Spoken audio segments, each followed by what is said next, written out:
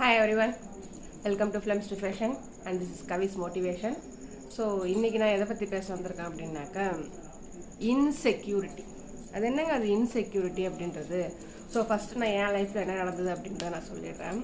So நான் சின்ன வயசுலேருந்தே ஒரு டிபெண்டடாக தான் இருக்கணும். நீ தனியாக இருந்தால் லைஃப்பில் நல்லா இருக்க மாட்ட, உன்னால் தனியாக லைஃப் இருக்க முடியாது, நீ எப்போவுமே டிபெண்டடாக தான் இருக்கணும் அப்படின்னு சொல்லி நான் வளர்க்கப்பட்டேன். என்னை என்னுடைய தனித்துவமோ தனித்து வாழ முடியும் அப்படின்ற நம்பிக்கை எனக்கு கொடுக்கப்படலை. எப்போ பாரு டிபெண்டடாக தான் ஒரு லைஃப்பை நீ வாழணும் அப்படின்ற மாதிரியான ஒரு கட்டுப்பாட்டுக்குள்ளே தான் நான் வளர்ந்தேன் நான்.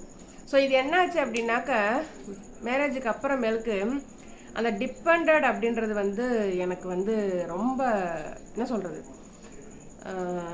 எனக்கு ஒரு பெரிய பிரச்சனையாக மாறிச்சு. நான் இன்னொருத்தவங்களை டிபெண்ட் பண்ணி இருக்கிறது அப்படின்றது என்னுடைய மரியாதையை கெடுத்துச்சு.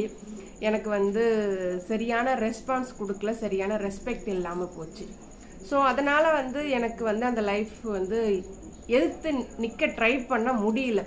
ஸோ எனக்கு என்ன, நான் யாருக்கெல்லாம் டிபெண்டடாக இருக்குமோ அவங்களாம் என்னை விட்டு விலக ஆரம்பித்தாங்க.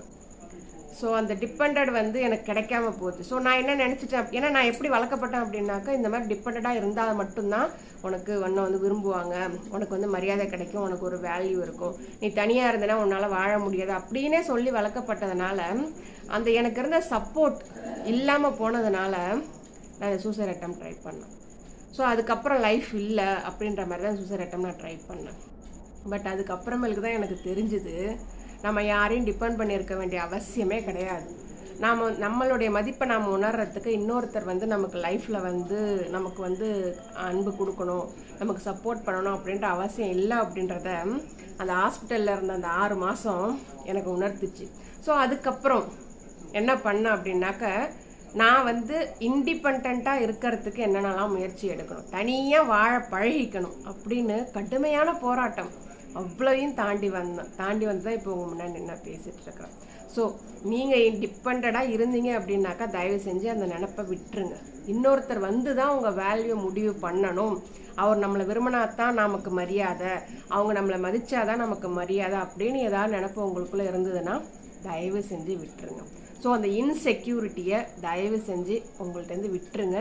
ஏன்னா இண்டிபெண்ட்டாக வாழறதுக்கு உண்டான அத்தனை தகுதியுமே உங்களுக்கு இருக்குது, ஓகேங்களா? இன்னொருத்தர் வேலிடேஷனில் வாழ வேண்டிய அவசியம் உங்களுக்கு கிடையவே கிடையாது.